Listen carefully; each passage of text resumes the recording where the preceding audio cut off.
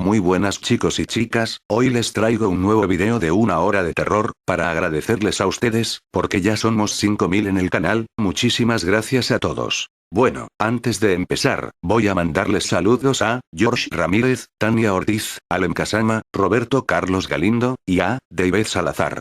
No se preocupen si no les saludo en este video porque les saludaré en el siguiente, lo hago para que no se acumulen los saludos que tengo que hacer, pero no se preocupen que estoy leyendo cada comentario que ponen. También, para el que quiere, Elías Gabriel, es estudiante de diseño y está participando en un concurso en donde se rediseña un logo, ya sea animado o estático.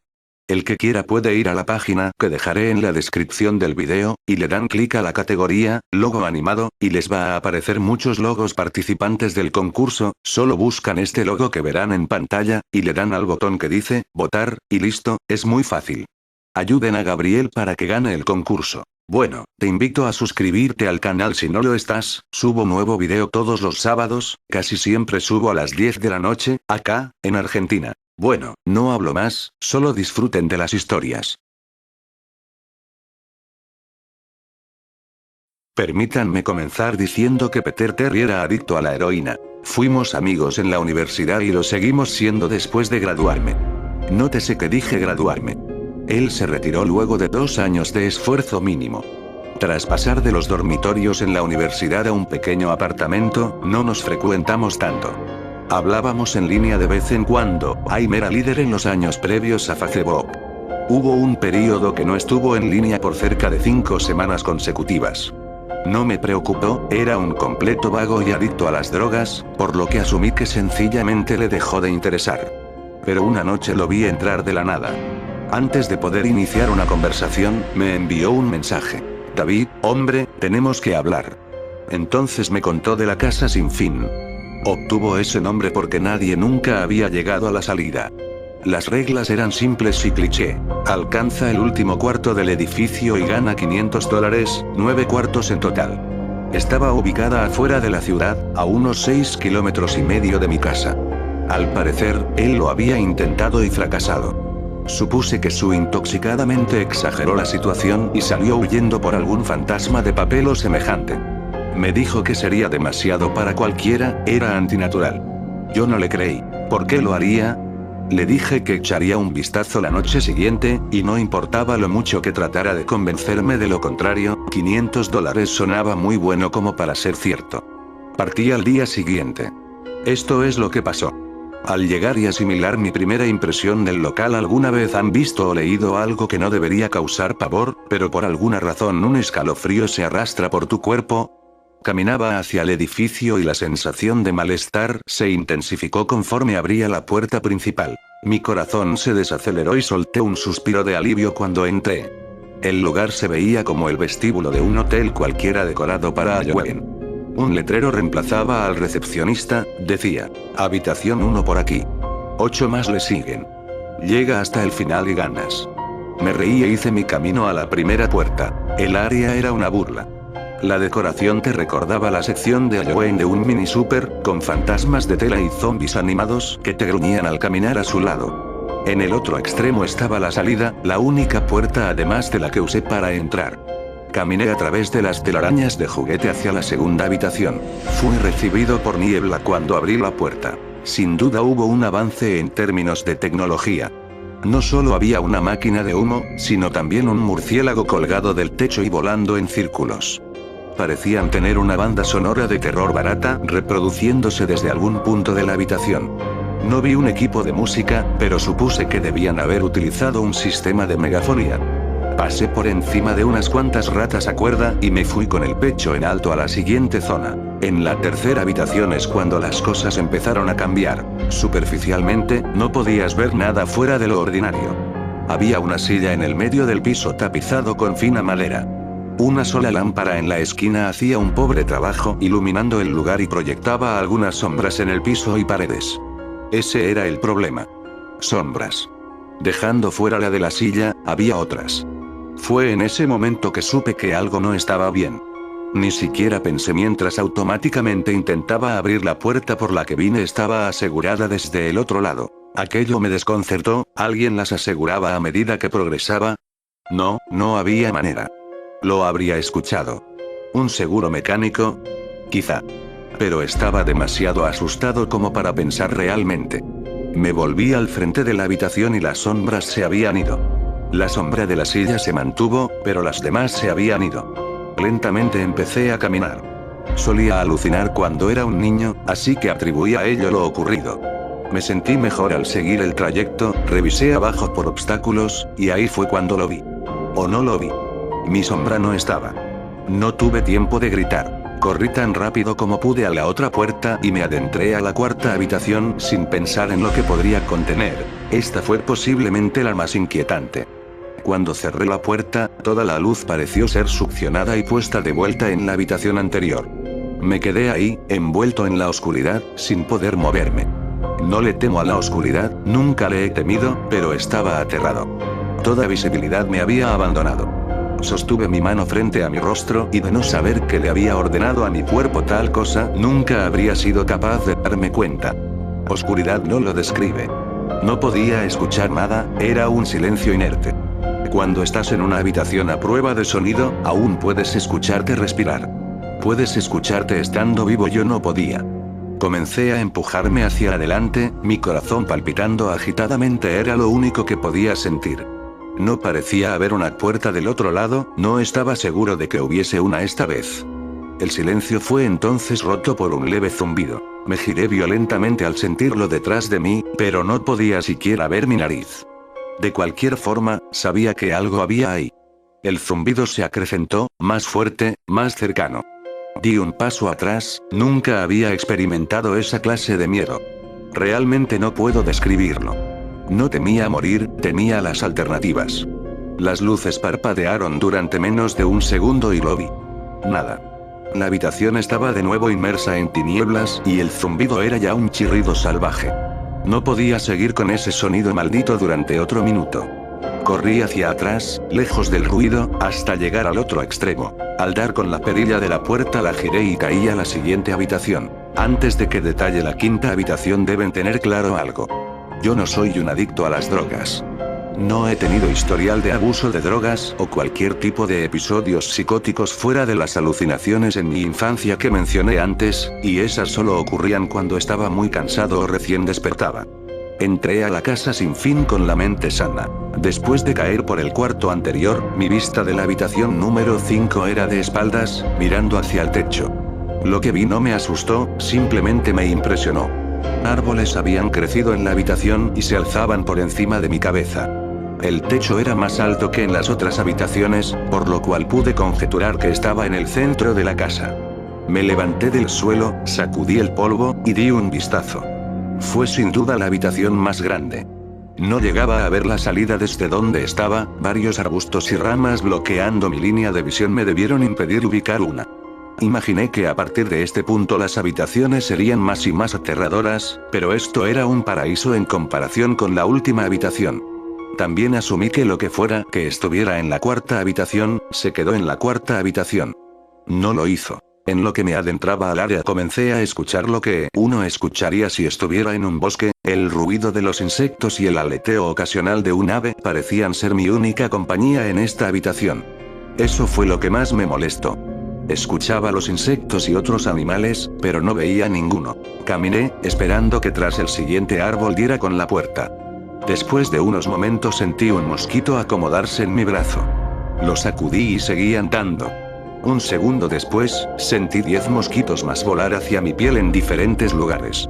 Los sentí arrastrarse de arriba hacia abajo en mis brazos y piernas, y unos pocos bordando mi cara. Hacía un esfuerzo por espantarlos pero seguían viniendo. Cuando vi abajo dejé escapar un grito ahogado. No había un tan solo insecto. Ni un solo mosquito estaba en mi piel, pero podía sentirlos a lo largo de mi cuerpo. Los sentía picarme y los oía volar por mi rostro y alrededor.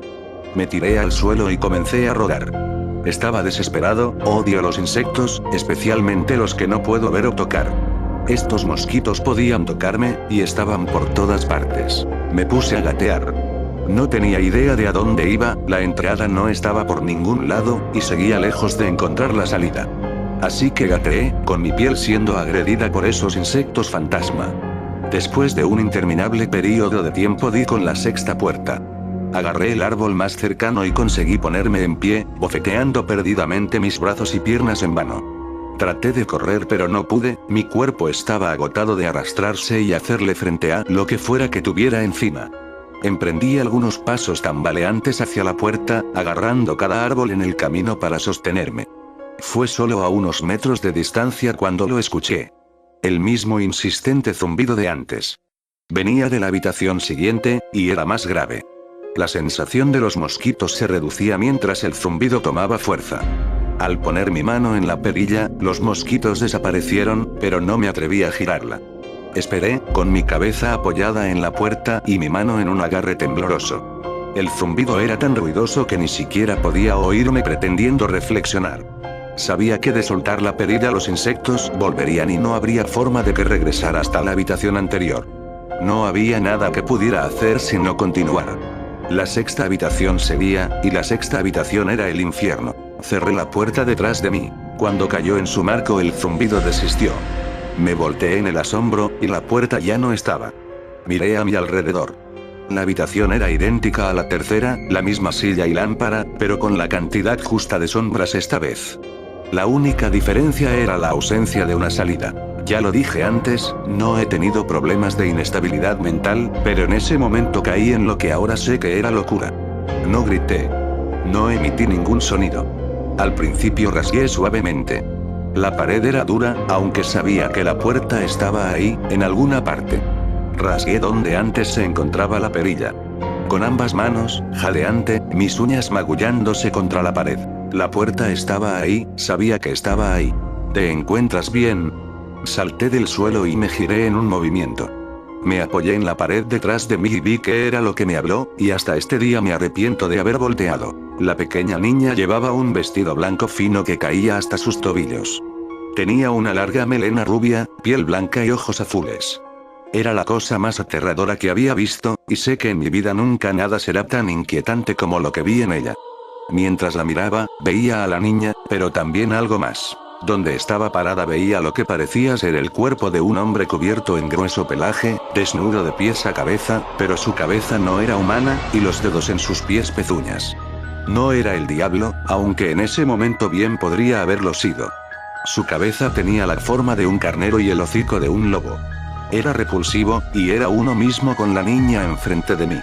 No puedo ponerlo bien en palabras. Los veía, al mismo tiempo, compartiendo el mismo lugar en la habitación.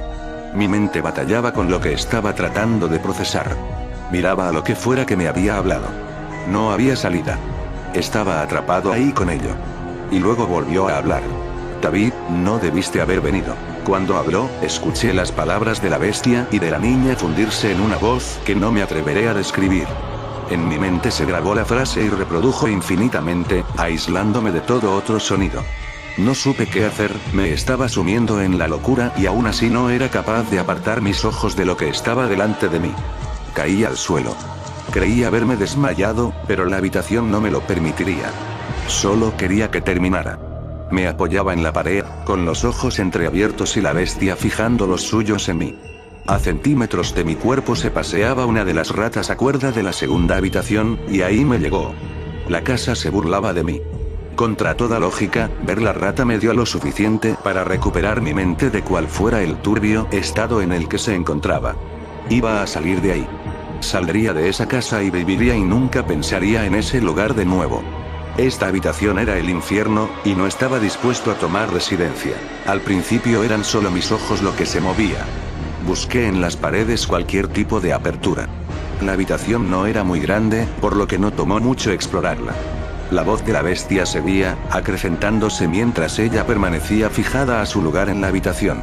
Puse mi mano en el suelo y me coloqué de rodillas, volteándome a revisar la pared detrás de mí. Lo que vi me dejó aturdido.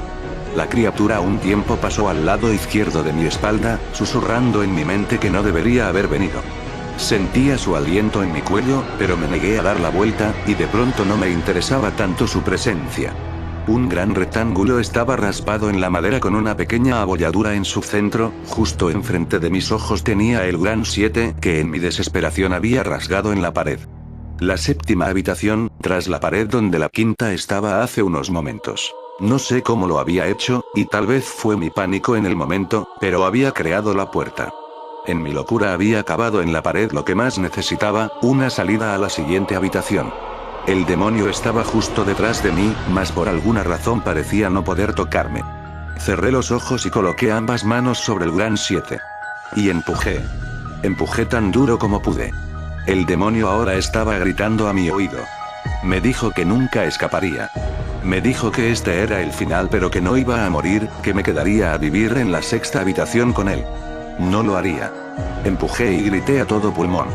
Arremetí contra la puerta y grité, y el demonio se había ido. Me quedé en silencio. Me di la vuelta lentamente y fui recibido por la habitación, conservando el aspecto que tenía cuando llegué, solo una silla y una lámpara. No lo podía creer, pero no tenía tiempo para pensar. Me volví a la puerta y di un salto atrás en asombro. Lo que vi fue una puerta, no una que había cavado en la madera, sino una puerta normal con un 7 grande en ella. Todo mi cuerpo estaba en shock. Debí de girar la perilla por reflejo luego de un segundo. De ninguna manera me quedaría a esperar que esa cosa volviera. Ingresé a la habitación completamente agotado. La puerta se cerró detrás de mí, y me di cuenta de dónde estaba. Afuera. Era distinto a la quinta habitación, realmente estaba afuera. Caí de rodillas, quería llorar. Por fin salí de ese infierno. Di un vistazo a la puerta por la que salí y me encontré con la entrada principal. Me dirigí a mi coche y regresé a casa, pensando en lo agradable que una ducha sonaba. Caminando por el pórtico de mi casa me sentí incómodo. La alegría de abandonar la casa sin fin se desvanecía y el miedo poco a poco turbaba mi juicio. Lo hice a un lado por todo lo que había experimentado en las últimas horas. Entré y fui directo a mi habitación. Sobre la cama estaba mi gato Baskerville. Era el primer ser vivo que contemplaba en toda la noche, y me acerqué para acariciarlo. Protestó y arañó mi mano. Retrocedí extrañado, ya que nunca había actuado de esa manera. Pensé lo que sea, es un gato viejo. Tomé una ducha y me preparé para lo que esperaba que fuera una noche en vela. Después de mi ducha fui a preparar algo de comida. Bajé las escaleras y llegué a la sala de estar, y lo que vi quedará grabado en mi mente por siempre. Mis padres estaban tirados en el suelo, desnudos y cubiertos en sangre. Habían sido mutilados hasta el punto en que era difícil reconocerlos. Sus miembros fueron removidos y colocados junto a sus cuerpos, y sus cabezas dejadas sobre sus pechos, viendo hacia mí. La parte más inquietante eran sus expresiones. Sonreían, como contentos de verme. No sabía lo que había pasado, ni siquiera vivían conmigo en ese entonces. Vomité, y luego algo captó mi mirada. Una puerta que no estaba ahí antes. Una puerta con un gran 8 pintado en sangre. Continuaba en la casa. Estaba de pie sobre mi sala de estar, pero dentro de la séptima habitación. Ambos rostros sonrieron ampliamente al darme cuenta de esto. La octava puerta estaba al otro lado de la sala, en la pared detrás de los cuerpos mutilados, que ahora estaba seguro que no pertenecían a mis padres. Sabía que no podía detenerme, pero en ese momento estaba rendido. Sus rostros sonrientes tomaron control de mi ser, fijándome a dónde estaba parado, inmovilizándome. Vomité por segunda vez y estuve a punto de caer. Entonces el zumbido regresó. Era más fuerte que nunca, y colmó la casa e hizo temblar las paredes. El zumbido fue lo que me obligó a caminar. Mi cuerpo apenas podía mantenerse en pie, difícilmente podía andar, y mientras más cerca estaba de los cuerpos, más cerca estaba del suicidio. Las paredes se sacudían con tanta fuerza que parecían estar a punto del colapso, pero aún así las cabezas me sonreían. A medida que me aproximaba, sus ojos me seguían. Estaba posicionado ahora entre los dos cuerpos, a unos metros de la puerta. Las manos desmembradas se arrastraban por la alfombra hacia mí, al mismo tiempo que las cabezas continuaban mirándome. El pánico se apoderó de mí y aceleré mi paso. No los quería oír hablar. No quería que las voces coincidieran con las de mis padres. Comenzaron a abrir sus bocas, y las manos ya estaban a solo centímetros de mis pies. En un arrebato de desesperación me lancé hacia la puerta y la abrí y cerré de golpe detrás de mí. Octava habitación. Era una réplica de la tercera y sexta habitación. Sentado en la silla previamente desocupada había un hombre.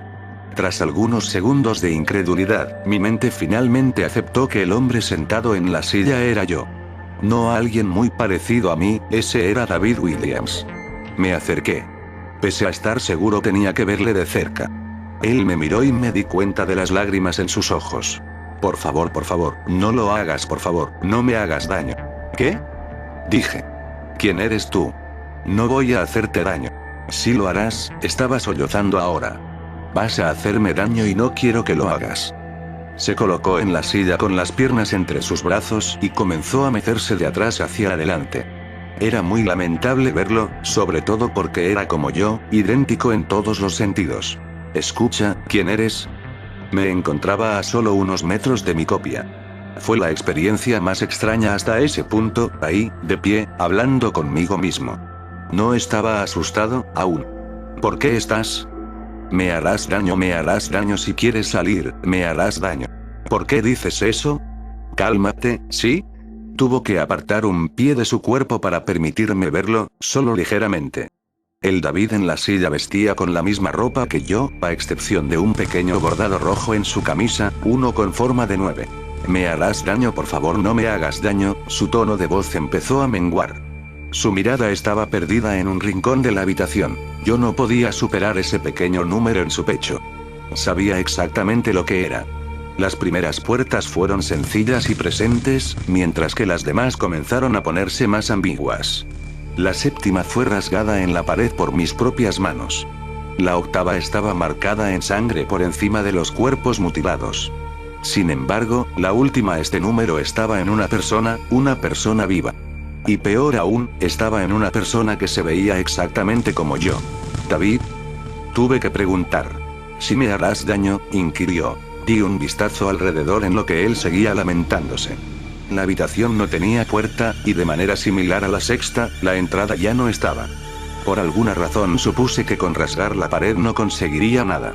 Estudié las paredes y el piso alrededor de la silla, acercándome a esta para revisar si tenía algo por debajo. Desafortunadamente, lo tenía. Bajo la silla había un cuchillo, acompañado de una etiqueta, que ponía, para David, de la gerencia.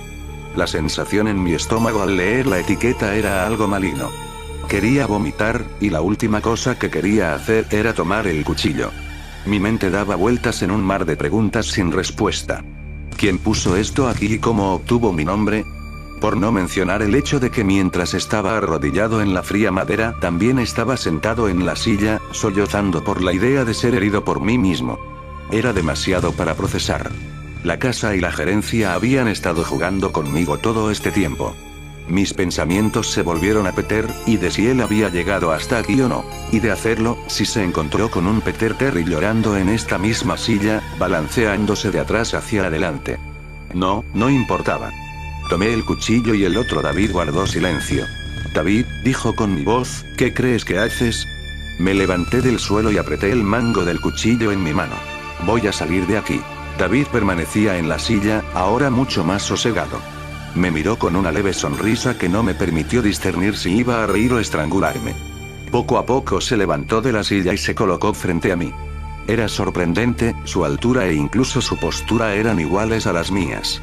Sentí el mango plástico del cuchillo y lo apreté con más fuerza.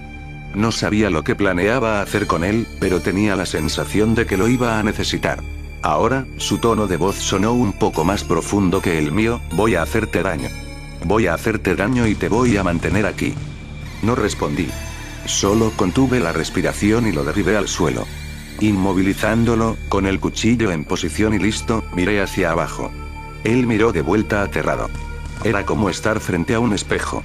En ese instante el zumbido volvió, bajo y distante, aunque lo sentía hasta en lo más profundo de mi cuerpo. David me veía mientras yo me debatía mi siguiente movimiento y el zumbido me parecía cada vez más insoportable. Sentí algo dentro de mí romperse. Con un movimiento enterré el cuchillo por el bordado y desgarré completamente a David desde su pecho hasta el final de su abdomen. La negrura llenó la habitación. Caí. La oscuridad a mi alrededor no puedo compararla con nada de lo que había experimentado hasta ese punto. La cuarta habitación estaba oscura, pero no como esto. Creí no estar cayendo después de un tiempo. No sentía mi peso, solo una profunda tristeza. La visión de mis padres no abandonaba mi mente. Estaba consciente de que no era real, pero lo había visto, y la mente tiene problemas para diferenciar entre lo que es real y lo que no. Estuve en la 9ª habitación por días. En la habitación final, y es que era exactamente eso, el final.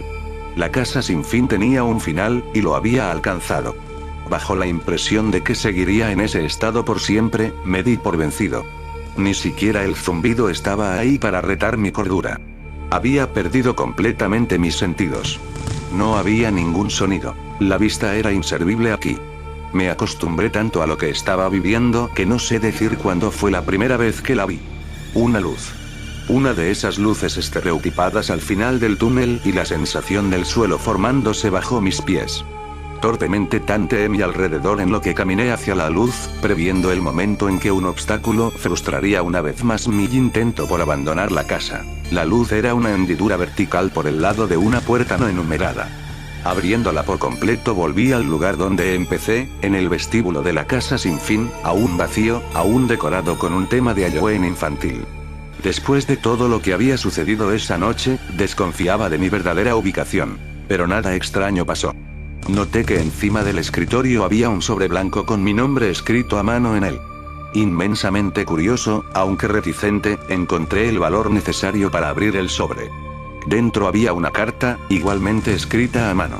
David Williams. Felicitaciones. Ha llegado al final de la casa sin fin. Por favor acepte este premio como una muestra de su gran logro. Por siempre suya, la gerencia. Con la carta venían 5 billetes de $100. No podía parar de reír. Reí por horas.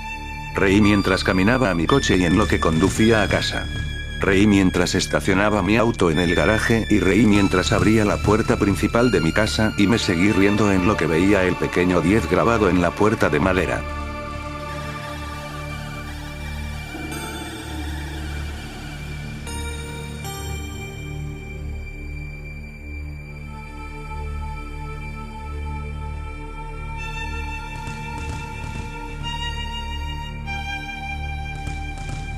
Ya eran las 5 p.m. y Andrés no llegaba. George de vez en cuando vacilaba con el pensamiento de que tal vez, su hermano menor se habría distraído jugando con otros niños. George era tan o más inocente que su hermano, aún creía que él era un niño y que se comportaría como tal. Andrés, joven de 14 años, salió de su casa hacia el supermercado a comprar los alimentos que mensualmente consumían él y su hermano mayor George. Este último de 25 años, se hizo cargo de su hermano menor desde que terminó su carrera profesional de publicidad, exactamente a los 22 años. Ambos hermanos, huérfanos, siempre organizaban las tareas del hogar, así pues, Andrés debía ir a comprar los víveres con una lista elaborada y facilitada por su hermano. El supermercado quedaba a 10 minutos de la casa, tomando en cuenta que quizás, su hermano se demoraría en elegir los productos, buscarlos, e inclusive tomando en cuenta una larga cola, no debería demorar más de 1 hora. Pero 2 horas preocupaban demasiado a George, preocupación que se veía condicionada al típico miedo que sentía George de perder a alguien más de su familia, y es más, al único integrante que quedaba de su familia cercana. George entonces empezó una búsqueda exhaustiva de su hermano Andrés, búsqueda que no solo se quedó en un simple papeleo policial, sino que se corrió la voz en todo el vecindario para que se solidarizaran con la búsqueda de su hermano Andrés. Así pues, la pequeña urbanización empezó a colocar carteles de se busca, e inclusive propaganda por internet, aprovechando la extensa proliferación de redes sociales. George no podía permanecer un momento solo, la sola ausencia en la casa de su hermano le provocaba un dolor y una angustia superior a la pérdida de sus padres. Fue entonces que mientras George esperaba sentado en el sofá alguna noticia en televisión que le diera información sobre lo que le sucedió a su hermano, sonó el teléfono. George se abalanzó sobre el mismo y contestó rápidamente. «¿Aló? George?» La suave y temblorosa voz de Andrés caló en lo más profundo de George, quien aún no creía lo que sus oídos escuchaban. Su hermano, Andrés, estaba bien. George colgó rápidamente el teléfono para dirigirse a la comisaría en donde se encontraba su hermano, pero antes de salir por la puerta el teléfono volvió a sonar. «Aló. Buenas noches, me comunico con George Vázquez Zulianov. Si él habla, por favor que sea rápido, estoy por salir». «Bueno, señor Vázquez, no sé cómo decirle esto, pero bueno, intentaré ser lo más breve posible. Tengo a su hermano Andrés escondido, ya me lo secuestro o no, estoy seguro de que se olvidará de lo que tenga que hacer y hará lo que yo digo si no quiere que algo le pase a su hermano. Muy bien, váyase al carajo. George colgó el teléfono y salió de inmediato a la comisaría donde se hallaba su hermano. Realmente no tenía tiempo para bromas telefónicas. Era muy probable, pensó, que el sujeto de la llamada haya visto las propagandas de búsqueda y se haya querido aprovechar de la situación, haciéndole creer que tenía a su hermano secuestrado. Es más, George pensó que si esa llamada hubiera ocurrido primero que la de su hermano, la hubiera creído, pero gracias a Dios recibió la llamada de su hermano antes que la del estafador. Finalmente George encontró a su hermano en la comisaría. El encuentro fue muy emotivo, algo que se plasmó inmediatamente en los semblantes de los presentes.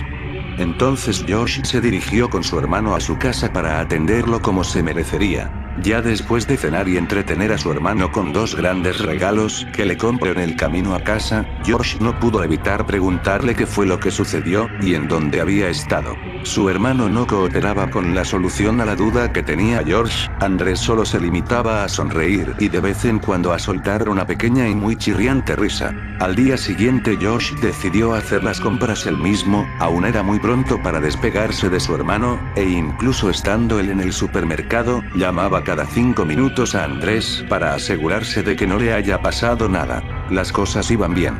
¿Aló? Dijo George contestando el teléfono. Me comunico con el señor Vázquez Zulianov. George reconocía esa voz, era nuevamente aquel estafador. Él habla, le diré algo, deje de llamar y no le avisaré a la policía de usted, mi hermano está conmigo, aquí, sabes, deberías usar otros métodos, este no te funcionará más. Ja ja ja ja. Escucha, no sé si realmente quieras a tu hermano, pero si no me escuchas empezarás a lamentarlo.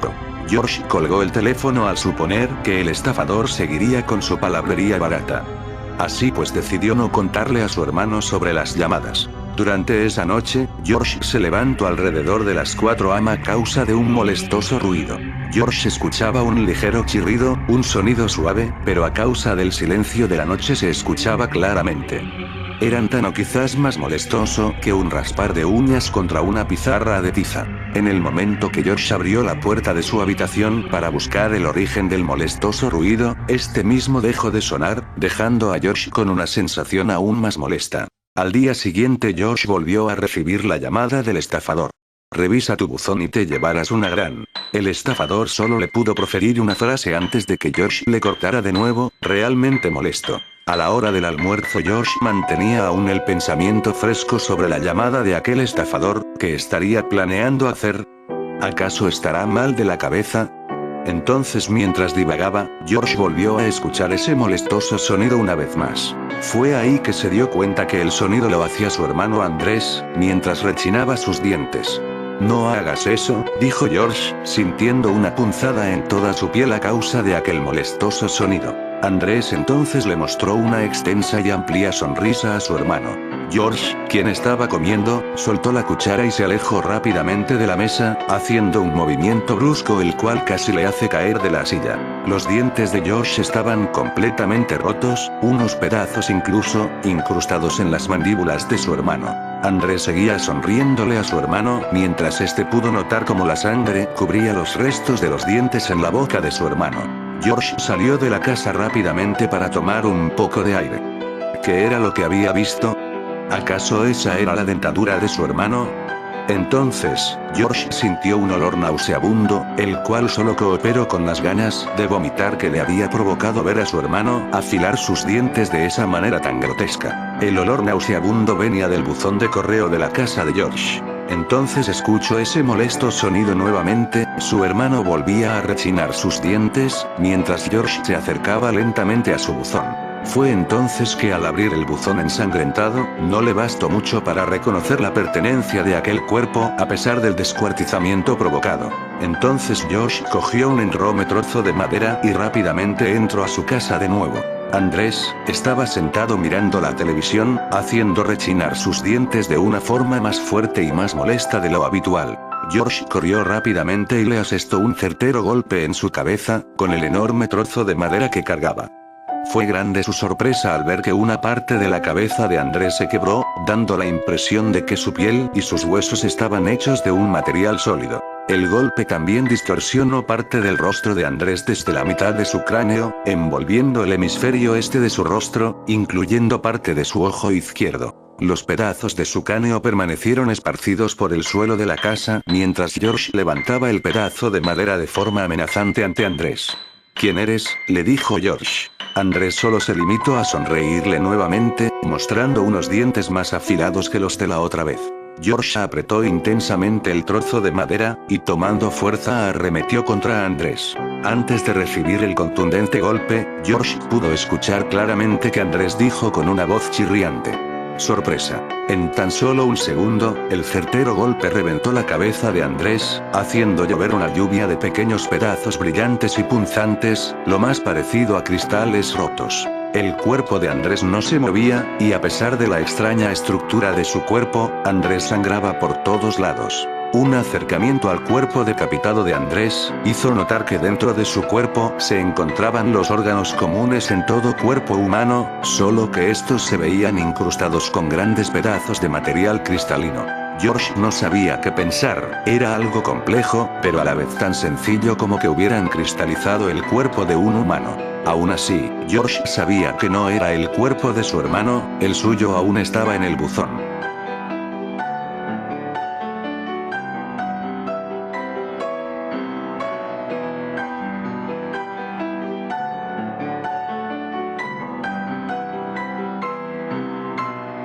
La gente común por lo general no se da cuenta de estos pequeños detalles que yo procuro tener siempre presentes día a día. Las noches son más sombrías desde que comenzaron los asesinatos, los animales se mantienen alerta día y noche, como si esperasen que ocurriera algo, la luna tiene menos brillo, los focos de las calles por la noche tienden a fallar con más frecuencia y sin aparente explicación, ya que la empresa eléctrica no ha informado de ninguna falla en el circuito, los extraños ruidos en las calles oscuras y sombrías por las noches son pan de cada día, y el miedo a el asesino que anda suelto se va apoderando poco a poco de las mentes de las personas, en especial de las que tienen grandes familias. Los noticieros han hablado durante 2 semanas de los extraños asesinatos, y al parecer la policía aún no ha conseguido ninguna pista concluyente de quién podría ser el asesino, salvo lo obtenido de los cuerpos de sus víctimas, aparentemente desmembradas y con sus intestinos y otros órganos fuera de donde deberían estar o donde estuvieron. No tiene un patrón con sus víctimas ni nada, solo sangre y muerte por donde ha estado, pero eso no es lo que más me preocupa, sino que su última víctima fue encontrada a solo a unas calles de mi casa, era una prostituta, estaba a mitad de un callejón. Según lo que escuché de parte de los detectives, mientras pasaba por el lugar de camino a el minimarket para hacer unas compras, la chica habría sido abierta desde sus genitales hasta la mandíbula y sus órganos habrían sido removidos y utilizados para adornar su lecho de muerte. Era joven, no superaba los 20 años de edad. Al parecer, según mis propias hipótesis, el asesino mata solo por placer, nunca robó nada ni violó a ninguna de sus víctimas, solo desgarró la carne de esas personas que lamentablemente se cruzaron en su sangriento camino. Últimamente han ocurrido extraños sucesos a mi alrededor, empezaron hace un par de semanas, fuertes dolores de cabeza y lagunas mentales en varias horas de las que, por más que lo he intentado, no recuerdo nada, también extrañamente me he estado sintiendo observado y también como si estuvieran siguiéndome, pero, lo más extraño es que todo eso ha sido dentro de mi propia casa, ya que no salgo mucho porque me dedico a escribir novelas de distintos géneros y así me gano la vida, lo más que salgo es para hacer las compras.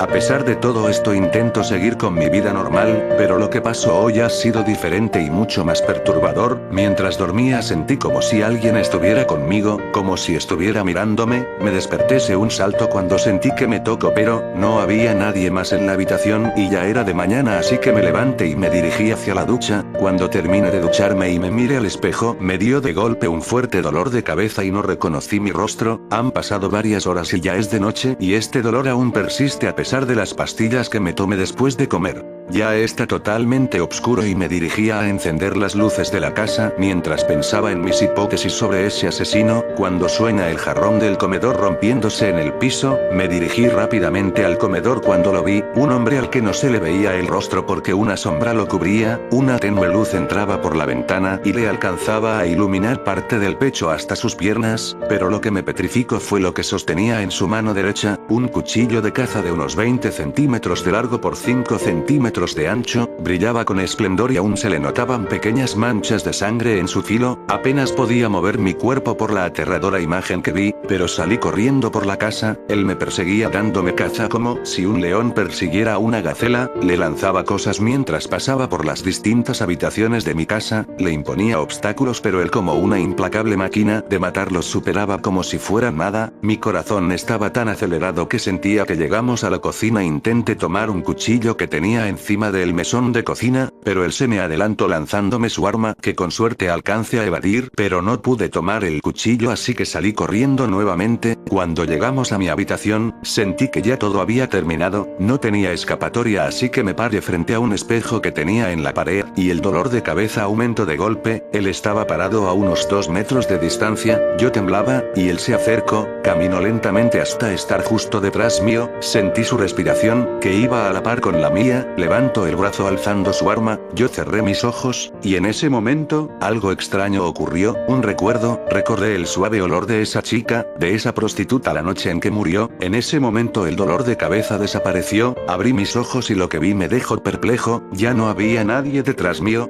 Solo estaba yo con el cuchillo de caza en mi mano.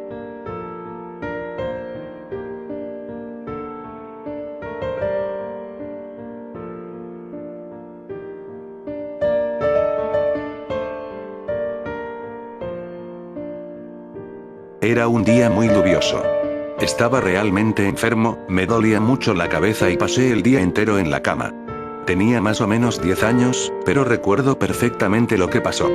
Me desperté en medio de la noche, creo que serían las 3 o 4 de la madrugada. Para entonces mi dolor de cabeza comenzaba a aliviarse, pero me entraron ganas de ir al baño. Al levantarme vi por mi ventana que seguía lloviendo. Salí del cuarto y fui por el pasillo de mi casa. No quería encender la luz del pasillo para no despertar a mis padres, así que empecé a andar a oscuras por el pasillo muy despacio. Entonces oí unos leves ruidos originados de lo que parecía ser algo que me seguía. Al principio pensé que eran las gotas de lluvia, pero el sonido venía de detrás de mí. Cuando me detuve, este ruido se detuvo también. En ese momento se me quitaron las ganas de ir al baño. No veía absolutamente nada. Me quedé quieto un rato, sintiendo por todo mi cuerpo una sensación de escalofríos, ya que realmente sentía que me estaban siguiendo por la oscuridad. De repente algo frío me pasó rozando un pie. Di un gran salto de miedo, fui corriendo a mi cuarto y pulsé el interruptor de la luz. Se me deslumbró la vista y no pude evitar cerrar los ojos un momento. Cuando los abrí, no había absolutamente nada en el pasillo. Me dije a mí mismo aliviado que solo eran fabricaciones mías. Por suerte no desperté a mis padres, así que fui al baño, pero cuando abrí la puerta del baño, me quedé completamente asombrado al ver un animalito muy extraño sobre el lavabo. Se ocultaba de la luz que venía del pasillo, pero pude ver su pequeño rostro con unos ojos completamente negros y una expresión muy triste. Encendí la luz del baño, pero cuando la encendí, desapareció. Como si se hubiera evaporado. Para ese punto mi padre había despertado y me preguntó lo que me pasaba. Cuando se lo conté, me dijo que fueron alucinaciones producidas por la fiebre. No volví a ver a ese hombrecito, o lo que fuera, pero a veces me despierto en medio de la noche y pienso que está ahí observándome, con esa cara tan triste. Esta fue la anécdota que me contó mi abuelo. Otras personas cuentan que sus hijos, cuando son bebés, se despiertan en medio de la noche llorando porque ven al muñón sin ojos. Los niños y personas que tienen miedo a la oscuridad se debe a que han tenido una experiencia con esta criatura en su infancia, e instintivamente dejan alguna luz encendida para poder dormir. Saben que mientras haya luz, el muñón sin ojos no se les aparecerá. Hay ideas cristianas que dicen que si estás bautizado, el muñón sin ojos no aparecerá. También dicen que si sientes su presencia y te pones a rezar desaparecerá para siempre.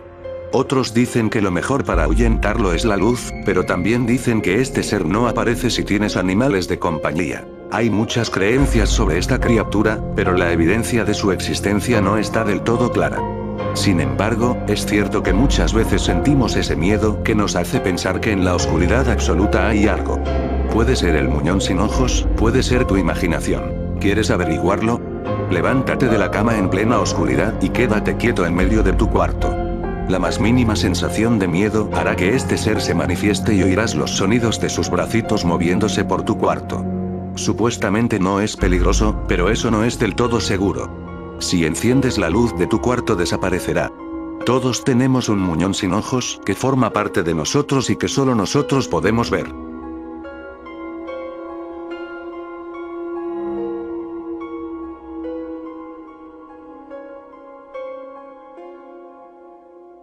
¿Alguna vez has sentido esa mínima sensación, mientras duermes, de poder estar consciente dentro de tus propios sueños o dentro de tus propias pesadillas?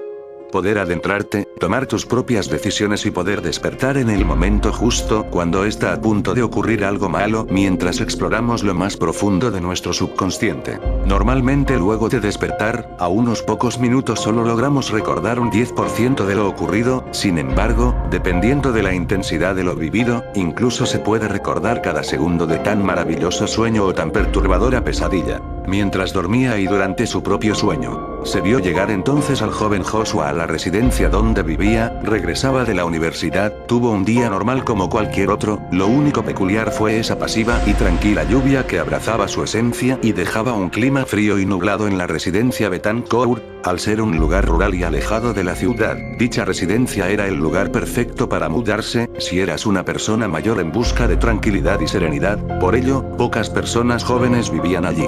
8:30 p.m. y Joshua, de 23 años, regresaba muy hambriento y cansado a su hogar, vivía solo, pues toda su familia residía en otro estado y habían decidido alquilarle un pequeño, pero acogedor apartamento donde pudiera pasar su estadía.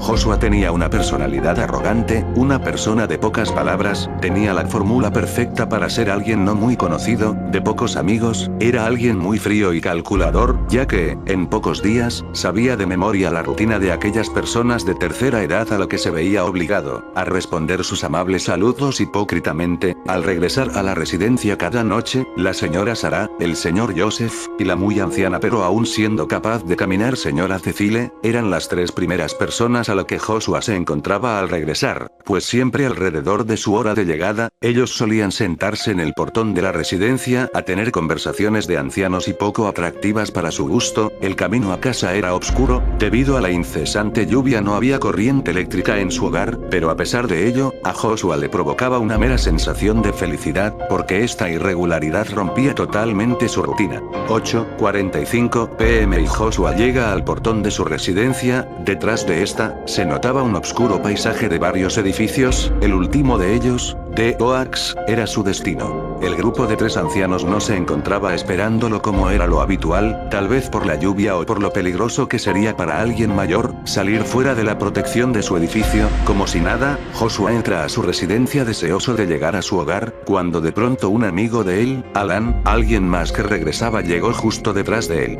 Alan, estúpida lluvia, y ahora la luz, ¿vas al edificio? Joshua, sí, qué alivio encontrarte aquí, así no me voy solo en esta oscuridad. Alan, vámonos entonces. Mientras caminaban conversaron de su día, la universidad, lo difícil de los exámenes parciales, de fútbol, el cual Alan convenció a Joshua de sintonizar el juego de esta noche, si la corriente eléctrica regresase a tiempo. 8:53 p.m. y ambos jóvenes entran al edificio. Alan vive un piso arriba de Joshua. Alan, descansa y sale un rato para hablar mientras llega a la luz.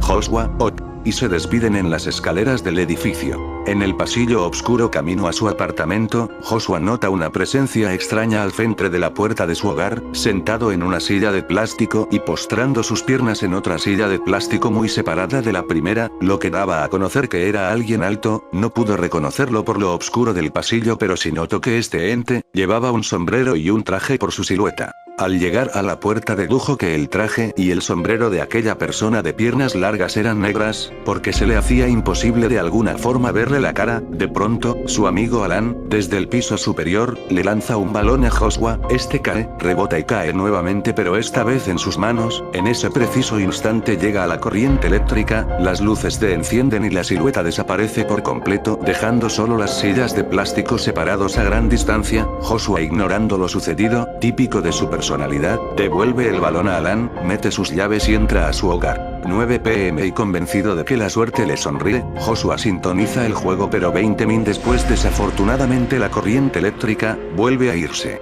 9:20 p.m. y Joshua, maldiciendo su suerte, sale al pasillo con la esperanza de que Alan aún esté por allí, para poder matar tiempo con él charlando. Mientras regresaba la corriente eléctrica nuevamente, esta vez la silueta extraña de traje y sombrero no estaba presente. Aburrido, Joshua decide salir bajo la lluvia pasiva y perturbante obscuridad, camina nuevamente al portón de su residencia y para su sorpresa, Alan está caminando desde fuera hacia el portón, parece cansado, como si regresase de algún sitio. Estúpida lluvia, ¿y ahora la luz? ¿Vas al edificio?, dijo Alan, lo cual Joshua responde y ocurre exactamente lo mismo desde las 8:45 p.m. hasta las 9:20 p.m. Claro, mientras se sueña no se puede pensar lo suficiente como para darse cuenta que ocurría lo mismo que hace 35 minutos, solo se actúa dependiendo de la situación. La conversación, el balón, la silueta de traje y sombrero, el partido de fútbol y el regreso a su encuentro nuevamente con Alan en el portón ocurrió exactamente igual que la vez pasada. Estúpida lluvia, ¿y ahora la luz? ¿Vas al edificio? Joshua se encontraba en un bucle infinito dentro de su propio sueño. Luego de la quinta iteración, apenas Joshua siente un cosquilleo. Ya no me había encontrado con Alan antes. Se repitió la escena 2 veces más, solo que para la última vez Joshua revisa su reloj, 8:30 p.m. Joshua, algo anda mal. Entonces Joshua logró ganar conciencia sobre lo que pasaba. Joshua, estoy en un sueño seguramente, o tal vez esté loco. Luego de que la escena se repitiera otra vez, su miedo ya era notable, estaba aterrado, exactamente todo volvía a ocurrir. Consciente de estar en un sueño, cierra los párpados de sus ojos muy fuertemente, intentando poder despertar, pero nada ocurría. A punto de entrar en llanto, Joshua piensa: algo debo de hacer para salir de esto, y luego recuerda aquella silueta extraña a la que él había ignorado tantas veces. Él debe tener la respuesta. Joshua, ya muy consciente de lo que pasa, se dirige al portón de su residencia. 8:30 p.m. Alan, estúpida lluvia, ¿y ahora la luz? ¿Vas al edificio? Nuevamente en el edificio, el joven Joshua, muy aterrado, camina por el pasillo lentamente hacia la silueta postrada entre 2 sillas de plástico muy separadas. Alan lanza la pelota, pero el joven Joshua no la atrapa, y la corriente eléctrica no regresa. Se detiene muy temeroso a contemplar la silueta, y esta empieza a recoger sus piernas preparándose para levantarse. La altura de sus rodillas al recogerlas, eran más altas que su propia cabeza. Aún no es hora de irnos, dijo esa silueta. Joshua pedía desesperadamente una explicación. Aquella silueta, siendo un mediador entre los sueños y el infierno, explicó que por esta misma historia que Joshua había leído en alguna otra parte, estaba condenado a vagar en este bucle, pues su cuerpo estaba bajo coma en su propia casa, esperando poco a poco que éste se deteriore y por fin muera, y como eso aún no sucedía, solo quedaba vagar indefinidamente en su propio sueño, hasta que sea la hora de irse. La corriente eléctrica regresa, y la silueta desaparece y no vuelve a regresar. 8:30 p.m., 2.503.723 iteraciones más tarde, Joshua, consumido por la locura, vuelve a regresar al portón. Alan, estúpida lluvia, ¿y ahora la luz? ¿Vas al edificio? Tal vez, la necesidad de ver algo diferente lo llenó de alegría al ver que nuevamente aquella silueta estaba allí, al final del pasillo, recostado entre las 2 sillas de plástico muy separadas esperando su llegada. En el mundo real el cuerpo de Joshua había muerto de inanición. Es hora de irnos, el infierno nos espera, dijo aquella silueta. Joshua, con una sonrisa, le da su mano, y juntos, salen del edificio. La silueta le pregunta el porqué de su felicidad, por lo que Joshua responde: porque al fin vivo una escena diferente. La silueta se quita su sombrero y muestra su horrible rostro amoratado, mandíbula desencajada, los ojos fuera de sus órbitas, sencillamente la imagen del horror. Difícilmente logra articular una carcajada. Esta es la única forma de ir con una sonrisa al infierno. Luego de unos días logran encontrar el cuerpo de Joshua tendido en una cama. Sobre su cuerpo en estado de descomposición se encuentran varias hojas arrugadas en la que se explica exactamente lo sucedido. Se dice que cualquiera persona que lea esta historia, está condenada a vagar eternamente en un déjà vu mientras duerme, esperando su hora de ir con una sonrisa al infierno.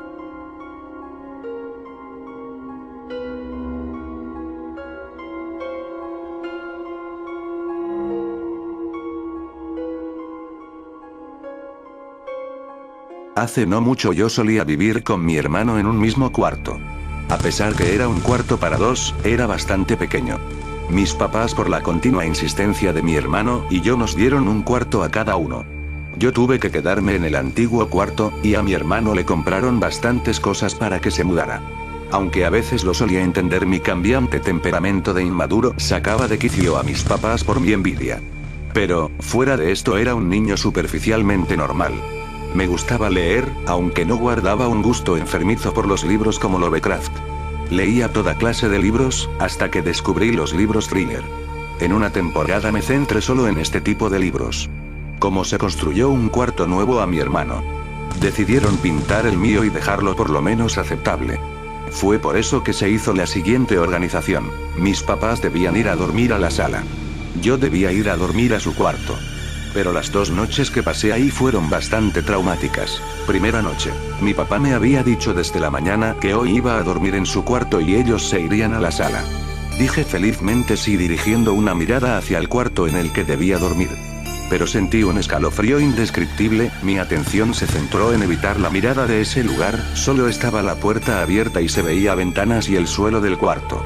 Estaba completamente vacío, no había nada, se veía bastante más grande de lo que se ve normalmente con las cosas de mi papá y mi mamá. En el transcurso del día pasamos las cosas de mi cuarto al cuarto de mi papá, que haría la vez de mi cuarto solo por estos 4 días. Entré y salí muchísimas veces del cuarto. No volví a sentir aquella sensación. Al rozar los rayos del sol las ventanas, y generar sombras por los objetos residentes dentro del cuarto, me decidí a estudiar. Había acabado el colegio hace ya unos cuantos días, e iba a dar el examen de admisión dentro de unas 2 semanas. Como solía hacerlo, perdía mi tiempo en lecturas sin importancia, o en simplemente pasar el rato. Mientras estudiaba, los rayos del sol cruzaban las ventanas, escuché un ruido. Un ruido cercano, que me hizo sobresaltar. Un pensamiento llegó rápidamente, debió ser el estante con los libros encima. Esa mañana, mientras mi papá traía las cosas de mi cuarto y yo las ordenaba lo mejor que podía. Mi papá seguía insistiendo que era innecesario porque sería provisional. Al final le hice caso. Y muchos libros que yo mantenía encima de mi escritorio, decidí apilarlos en un estante bastante alto. Había bastante probabilidad que estos cayeran, por la forma en que estos fueron apilados. Pero era provisional, como afirmó mi padre. Pero, al voltear a confirmar mi teoría, me vi con una gran sorpresa. No era un libro, era algo diferente, un estilo de agenda por su forma. Pero lo que hasta ahora no sabía era de dónde vino. Cogí lo que parecía ser una agenda y la abrí. Era un álbum que nunca vi. No me pareció muy extraño, pues no soy fanático de ver mis fotos. Sin embargo, al ver las fotos, las personas que aparecían eran desconocidas. Lo más importante era saber de dónde había venido tan extraño objeto. El miedo no me invadía, aunque he de confesar me daba cierta intriga. Me puse a analizar, el objeto lo encontré al frente de la ventana. El ropero estaba al lado, así que podía ser una posibilidad que haya estado ahí. Pero el problema era que yo no puse eso encima del ropero. Pero, habían cosas ya encima de este que no me preocupé en revisar, es más, no lo limpié. Al mudarme a este cuarto, este ropero ya se encontraba aquí, no era de extrañar que si nunca limpié la parte superior se encontrara algo en él.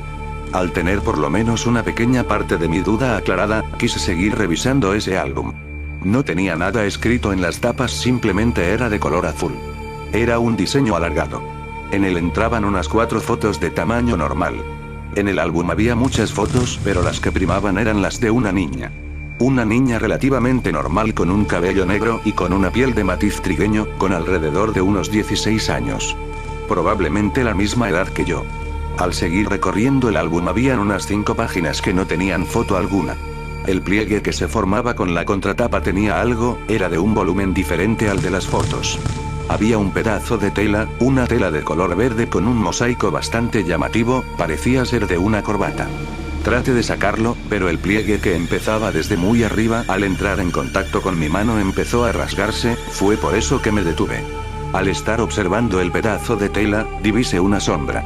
Tengo un campo visual normal, sin embargo, al detectar un movimiento que probablemente esté fuera de mi campo de visión, le prestó atención. Escuché que este suele ser un reflejo involuntario en niños. Yo sentí que algo se movió. Así que lo más lógico sería una sombra. O al menos eso sería lo menos aterrador. Esta fue una gran distracción, fue por eso que me dispuse a seguir estudiando. Mientras leía la literatura regional de mi prospecto sentí otro movimiento. Volteé rápidamente, pero no fue nada otra vez. Luego sentí otro movimiento, pero desde otro lugar, era la cortina que estaba flameando por el viento. Tal vez estaba algo histérico. Cerré la ventana, así no podría producir brisa y la cortina no se movería mientras cerraba la ventana. Miraba la ventana. Veía mi reflejo como siempre suelo hacer cuando estoy solo, y al ver mi reflejo empecé a hacer muecas infantiles. De pronto una figura apareció aparentemente detrás de mí. Lo repentino de la imagen me asustó, fue muy rápido como para poder captar que era el reflejo, o tal vez imagen en el vidrio. Por si acaso volteé para ver si era alguien tratándome de asustarme. Son bromas bastante comunes entre hermanos. La tarde discurrió sin más incidentes, el álbum estaba tirado sobre el escritorio, ya no me importaba mucho, estaba echado en mi cama con un libro abierto. Pero en mi lectura empecé a cabecear y, como suelo hacer, apagué la lamparilla y me eché dispuesto a dormir. Mientras conciliaba el sueño, escuché un sonido proveniente de la ventana. Se oía como piedritas tiradas a la ventana. Eso es lo que se suele hacer cuando uno no abre la puerta a pesar que se toque con insistencia. Prendí la lámpara que estaba a mi lado, aún adormitado me acerqué a la ventana con la intención de abrirla para ver quién era. Abrí la ventana y al ver hacia abajo no divisé a nadie. Me dispuse a cerrarla. Mientras lo hacía, apareció otra vez una imagen, esta vez creo haberla reconocido. Era la niña del álbum de fotos. No quise confirmarlo. Con cierto temor fui y me acosté en mi cama otra vez dispuesto a dormir. Pero escuchaba el sonido como si piedras estuvieran golpeando el vidrio otra vez. Sentía que iba a ser peor si me paraba y iba a ver qué era eso. Por eso simplemente mantenía los ojos cerrados y lo ignoraba. Luego se volvió un sonido diferente, era como si alguien golpeara la ventana con sus uñas, pero alternadamente primero el anular, luego el medio y finalmente el índice, y terminada la sinfonía, la volvía a repetir. Era como un bucle. Simplemente me eché esperando que el sonido desaparezca. Sentía mucho miedo. Abrí los ojos, rayos del sol entraban por la ventana, la cortina estaba abierta. Un grito llegaba desde abajo, era de mi mamá pronunciando mi nombre. Me quité la pijama y me vestí con la ropa que suelo utilizar para andar en casa. Bajé y vi a todos trabajando. Mi mamá me explicó la situación. El jefe de mi papá llamó temprano para confirmar su asistencia a un almuerzo del que mi papá le hizo proposición hace algún tiempo. Mi papá no pudo declinarla justo ahora. Debían causar buena impresión. Por eso decidieron llevar todas las cosas que pertenecían a su cuarto, llevarlas al cuarto en el que yo estaba para que la sala quedara libre. Segunda noche. Llevaron casi todo arriba, excepto la cama. Eso lo mandaron al cuarto de mi hermano. Pero por el aglomeramiento de cosas, terminaron poniendo mi cama a espaldas de la ventana. No me sentía cómodo con tan poco espacio, así que ese día no estudié. Ese día tuvimos que almorzar con el jefe de mi papá. Pasó lo que siempre suele pasar cuando viene alguien a quien quieren impresionar. Reprimendas para que no cometa errores pasados, y para que esté presentable. Un día bastante aburrido. En mi cuarto provisional, con una luz más tenue de lo normal, por el ropero posicionado a la misma altura del foco que impide el paso de la luz por la habitación. Me dispuse a ordenar al menos un poco de ese cuarto. Mientras pasaba por el escritorio, vi ese molesto álbum que tal vez me causó paranoia ayer en la noche. Lo boté a la basura. Mientras leía un buen libro de Jon Katzenbach quise echarme en mi cama. Así lo hice, aún con el libro, sentí un gran sueño. Me paré y dejé el libro en el escritorio. Pero algo me hizo detenerme a medio camino, con mi somnolienta actitud me fue difícil notarlo. El álbum estaba en el escritorio. Yo lo había botado antes. Volteé y al ver ahí el álbum el miedo me invadió, con la tenue luz vi claramente una sombra moverse. Luego vi el vidrio y ahí estaba ella, la niña, pero esta vez no se me apareció como para mirarme. Era una imagen de ella en el suelo, o al parecer en la pista, estaba en un charco de sangre. Ese no era un reflejo, era una visión. Estaba otra vez paranoico. De pronto vinieron unos paramédicos, la cubrieron con un manto negro y se la llevaron. Pero, lo único que quedó en el suelo fue ese pedazo de tela verde. Era parte de su vestido, pero en la visión estaba en el charco con sangre. Busqué el álbum. Busqué el pedazo de tela. No me importó romper el pliegue con tal de sacar el pedazo. Cuando lo saqué vi una parte con sangre. En ese momento apareció una niña en el vidrio, era la de las fotos, pero esta vez por el reflejo podía ver los roperos, los veladores, incluso me veía a mí mismo. Eso no era una visión, era un reflejo. Solté un suspiro, ella estaba detrás de mí. De pronto la ventana se abrió. Mi razonamiento solo me indicaba una cosa. Ella planeaba aventarme por la ventana. ¿Pero por qué? No lograba imaginar alguna respuesta, por lo menos verídica. Un pensamiento iluminó mi mente. El pedazo de tela estaba con sangre. Ella murió, ella quería que yo muera de la misma forma que ella. Justo cuando sentí manos en mi espalda. Mi mamá abrió la puerta. Desapareció, solo estaba yo ahí parado mientras veía el álbum. La mitad de mi cuerpo estaba fuera. Mi mamá me preguntó ¿qué haces? Yo le respondí nada. Salió de mi cuarto. Estaba con mucho miedo, tiritando, tal vez por el frío. ¿Fue todo eso mi imaginación? Hasta el día de hoy no lo sé, lo que hice fue quemar el álbum.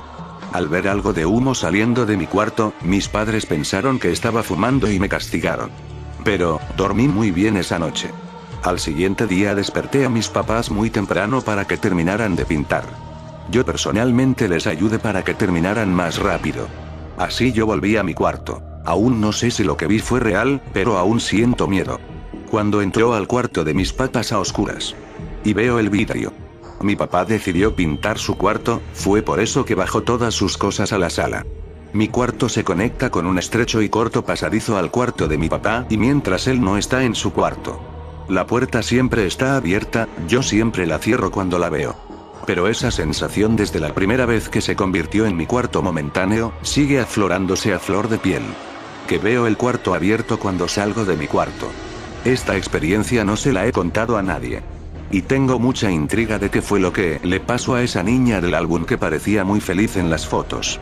Por ahora no pienso investigar mucho sobre el tema, pero siempre les guardo un espacio especial a esos momentos en mi memoria, que estén calificados como traumáticos.